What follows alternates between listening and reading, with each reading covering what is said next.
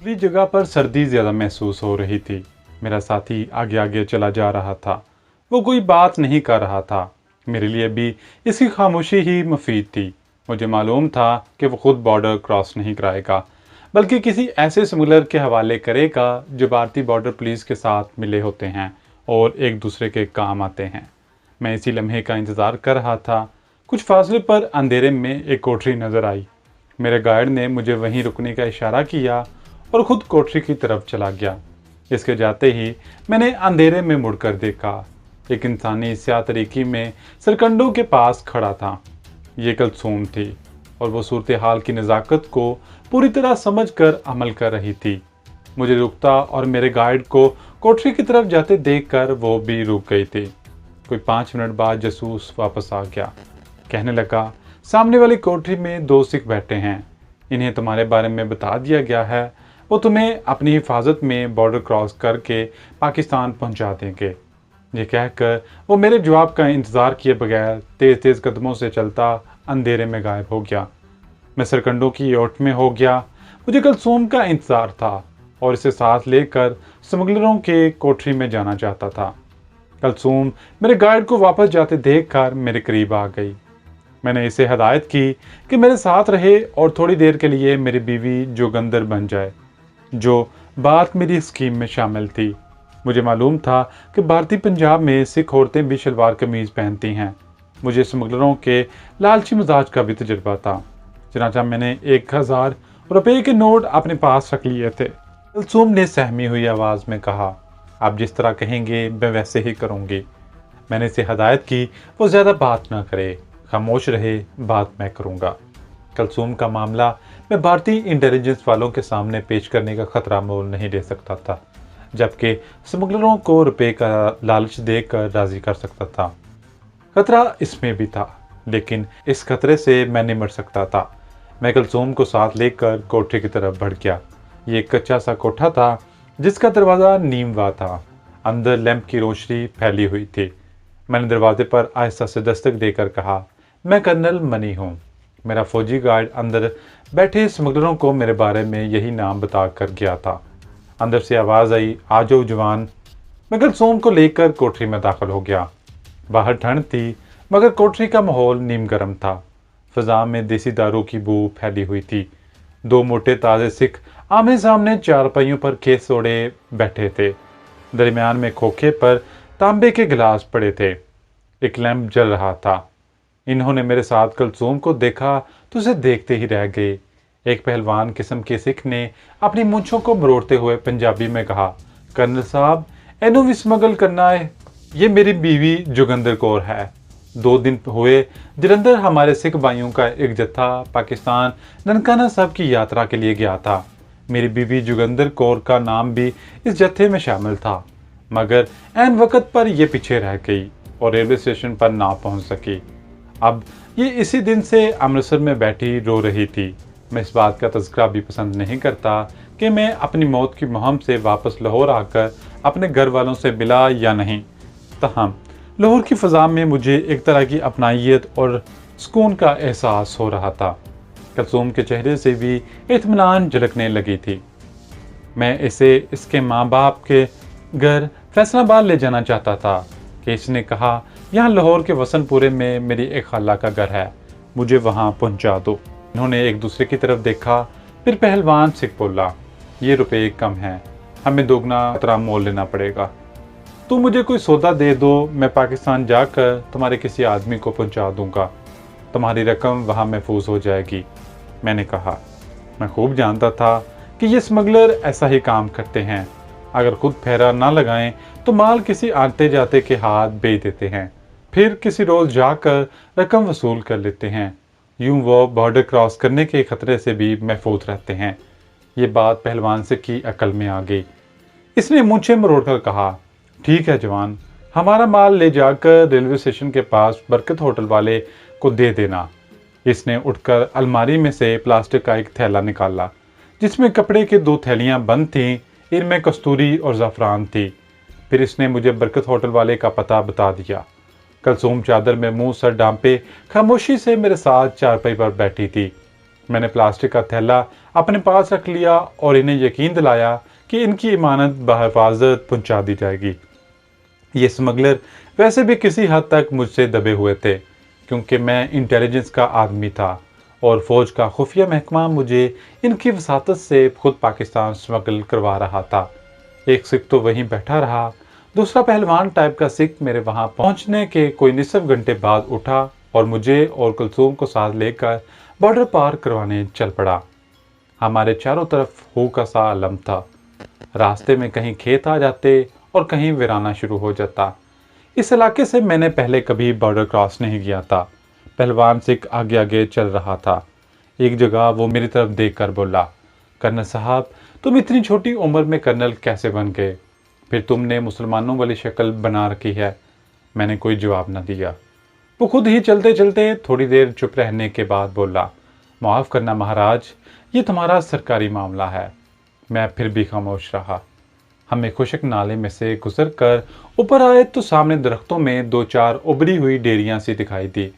Smuggler Sikh रुक गया और डेरों की तरफ इशारा करके बोला, ये अपनी फौज के मोर्चे हैं। ये लोग मुझे जानते हैं, इन्हें तुम्हारी इत्तला मिल चुकी है। मैं जाकर इनसे बात करता हूँ, क्योंकि आगे पाकिस्तान का बॉर्डर है। वो झुककर चलता हुआ एक मोर्चे की तरफ बढ़ गया। कुलसूम मेरे करीब खड़ी हो गई। मैंने महसूस किया कि इसका जिस्म कांप रहा है। ये सर्दी की वजह से नहीं, बल्कि मौत के खौफ की वजह से था। कुलसूम ने मुझसे पूछा कि इस स्मगलर ने यह क्यों कहा था, ये एक सरकारी मामला है। मैंने कुलसूम को अपने बारे में ना हकीकत बताई थी और ना ही बताना चाहता था। सिख स्मगलर की हमाकत के बायस इस पर किसी हद तक बात खुल गई थी। मैंने फ़ौरन ये कहकर इसका जहन साफ कर दिया कि ये स्मगलर इंडियन फौजियों और इंडियन मिलिट्री इंटेलिजेंस से भी मिले होते हैं। मैंने इंडियन इंटेलिजेंस वालों को भी रिश्वत दे रखी हुई है। कुलसूम खामोश हो गई। चंद लम्हे बाद पहलवान सिख स्मगलर झुका झुका वापस आया और बोला, मोर्चे के बाएं जानब 15 फुट के फासले पर जाकर ज़मीन पर बैठ जाना, बस बाकी काम वहाँ का हवलदार गंगा प्रसाद खुद करेगा। ये कहकर वो सिख स्मगलर वापस चला गया। मैंने कुलसूम को साथ लिया और अंधेरे में फूंक फूंक कर कदम उठाता हुआ मोर्चे से ज़रा हट कर आगे बढ़ने लगा। यहाँ ज़मीन पर सख्त घास उगी हुई थी, जो शबनम में गीले कांटों की तरह लग रही थी। स्मगलर की हदायत के मुताबिक मैं कुलसूम के साथ भारतीय मोर्चे से कोई 15 फीट दूर होकर बैठ गया। चारों तरफ मौत का सा सन्नाटा था। मोर्चे की तरफ से कोई आवाज़ नहीं आ रही थी।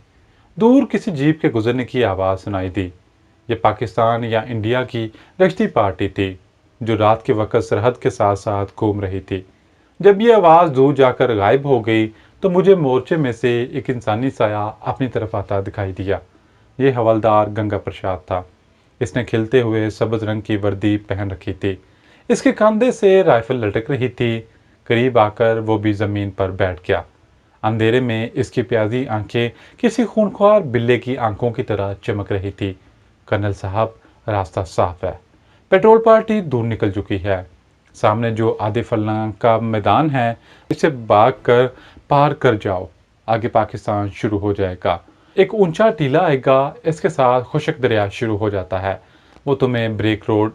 वो बात करते करते अचानक रुक गया। इसने गर्दन एक तरफ करके मेरे पीछे गठरी बनी बैठी कुलसूम की तरफ देखा और पूछा, ये कौन है? मेरा ख्याल था कि सिख स्मगलर ने कुलसूम के बारे में इसे बताया होगा, मगर इसने ऐसा नहीं किया था। जब मैंने हवलदार गंगा प्रसाद को बताया कि ये मेरी बीवी जोगिंदर कौर है और ननकाना साहब वाले जत्थे से रह गई है, ये जत्थे के साथ अपने आप वापस आ जाएगी, हवलदार की गर्दन तन गई।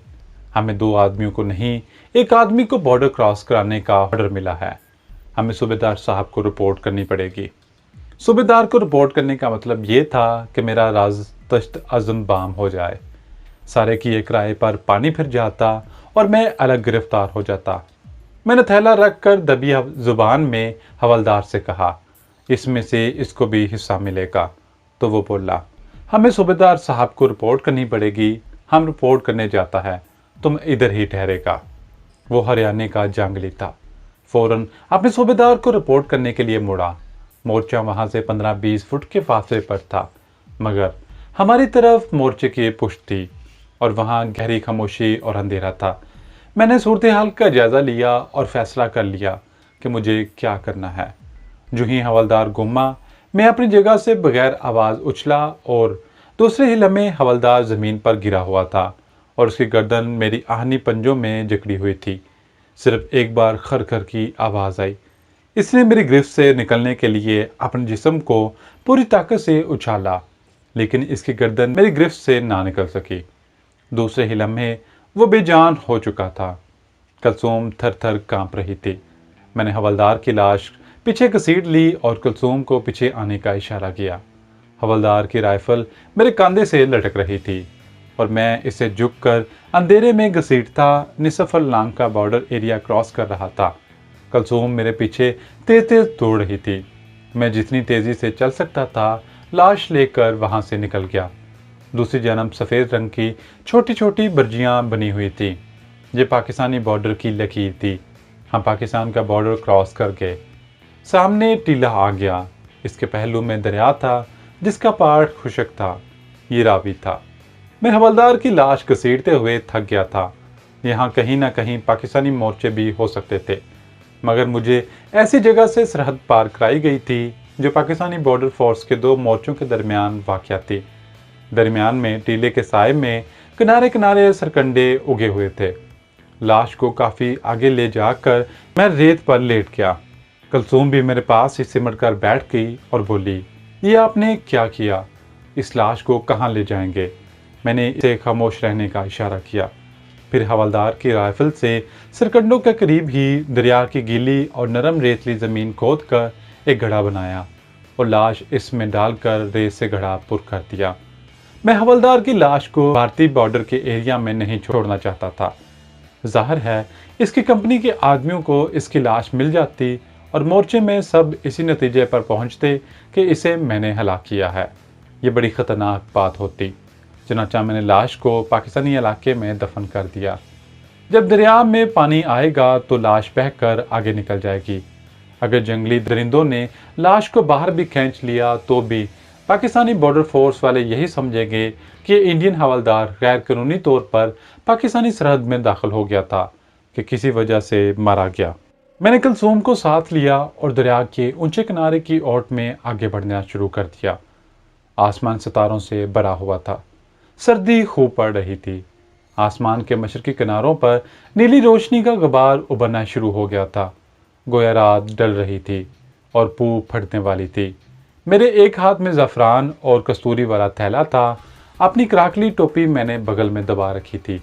जब हम काफ़ी आगे जाकर दरिया के खुशक पार से निकलकर किनारे के सरकंडों में पहुंचे तो मैंने टोपी पहन ली। अब हम पाकिस्तान की सरजमीन में थे। मैंने कुलसूम को भी तसल्ली दी कि हम अपने वतन अजीज़ में पहुंच चुके हैं, मगर वो अभी तक घबराई हुई थी और इससे बात भी नहीं हो रही थी। हिंदू हवलदार के कहने के मुताबिक आगे जो कच्ची सड़क शुरू हुई थी वह लाहौर छावनी की तरफ जाती थी। एक जानब से किसी गाड़ी की आवाज़ सुनाई थी। मैंने कुलसूम को सरकंडों की ओट में खींच लिया। एक फौजी ट्रक गर्द के बादल उड़ाता हमारे करीब से गुजर गया। दफ्तन दूर किसी गांव की मस्जिद से सुबह की अजान बुलंद हुई। मेरा दिल खुशी से झूम उठा। कुलसूम किबला रूह होकर ज़मीन पर बैठ गई। इसने खुदा के हजूर सजदा शुक्र अदा किया। मैंने इसे उठाना चाहा तो वो सिसकियां बनने लगी। इसे अपने माँ बाप याद आ रहे थे, जिनकी लाशें बांग्लादेश के किसी नाले में फेंक दी गई थीं। हिंदू हवलदार ने ठीक कहा था। कुछ दूर मगरब की तरफ चलने के बाद हम कच्ची सड़क पर निकल आए। मैंने इस सड़क को पहचान लिया। दोनों जानब शीशम के दरख्त थे। 2 मंजिला बस हमारे करीब से होकर बॉर्डर वाले आखिरी स्टॉप की तरफ चली गई थी। एक छकड़ा लाहौर की तरफ जा रहा था जिस पर गोभी लदी हुई थी। कुलसूम ने कहा कि वो थक गई है। वो एक जगह दरख्त के नीचे बैठ गई। मैं 2 मंजिला बस की वापसी का इंतज़ार करने लगा, लेकिन बस के आने से पहले सड़क पर दिन की धुंधली रोशनी में एक खाली छकड़ा आ गया। मैंने इसे रोक लिया। वो रेलवे स्टेशन की तरफ जा रहा था। मैंने इसे 20 रुपये दिए और कुलसूम के साथ छकड़े में बैठ गया। मैंने छकड़े वाले से सकूते डाका के बारे में बात की तो वो फट पड़ा। हमें तो लीडरों ने मरवा दिया, वरना हमारी फौज बहादुरी से लड़ी है। सकूते डाका का जख्म ताज़ा ताज़ा था। छकड़े वाले पाकिस्तानी के दिल का दर्द सारे पाकिस्तान के दिल का दर्द था। इस मेहनत कश की आवाज़ सारी कौम की आवाज़ और सारी कौम का रद्द अमल था। जूं जूं छकड़ा शहर की फ़ज़ाओं में दाखिल हो रहा था और दिन निकल रहा था, रौनक बढ़ती जा रही थी। लाहौर की फ़ज़ा मुझे बुझी बुझी सी और अदास लगी। इसकी वजह ज़ाहिर थी। छकड़ा लाहौर रेलवे स्टेशन के अल्लामा इकबाल रोड वाले एक अड्डे पर रुक गया। यहाँ पहले से बहुत सी खाली छकड़े खड़े थे। मैंने कुलसूम को सहारा देकर उतारा। एक लंबी मुद्दत के बाद मैं अपने शहर लाहौर आया था।